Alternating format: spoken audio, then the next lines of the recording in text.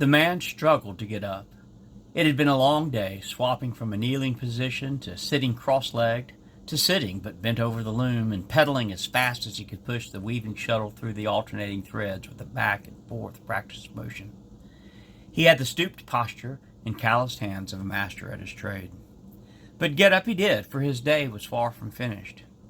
As evening set in and torchlight took over the duties of the departing sun, the man packed up the tools of his daytime trade and prepared for the rest of his night.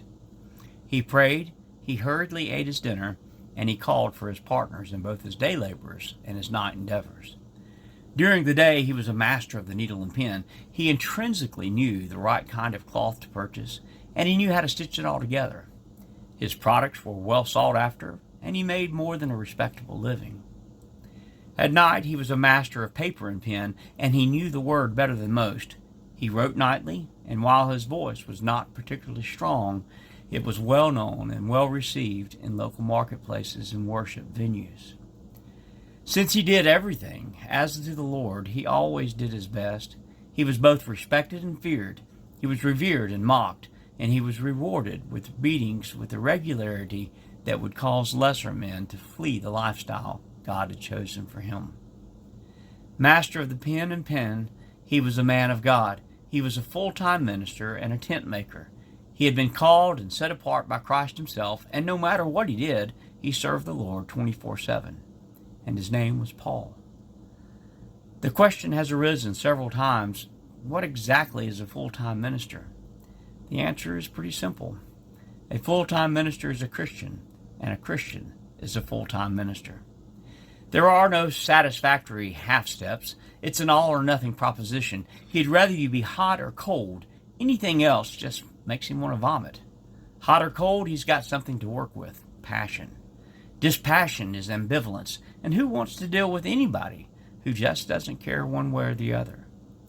Woe be to the body of Christ that has a shepherd who's fat, dumb, and happy sitting behind his desk, too lazy to lift his hands to lend credence to his Sunday morning words. Sorrow of sorrows to the pastor who has an ambivalent flock. As soon as the pastor is out of the room, the gossiping begins along with the complaints, both of which are tasking, but not nearly so much as actually exercising their spiritual gifts.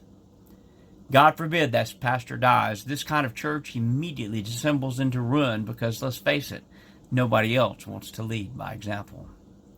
Shame on all who think one is better than the other. The pastor's calling is no more significant than that of a man called to labor on a job site or bag groceries or sew tents. We respect our leaders because they lead, and we are called to follow. But heartbreak only awaits the pastor who looks down his nose at another member of the body, and those who place their pastor on a pedestal. It is Christ alone who must be lifted up. And let me state it clearly, we are all called to serve as full-time ministers, and we must never forget who we serve. Some of us preach from the pulpit, some of us clean toilets, all of us share the gospel, first through our actions and then through our words.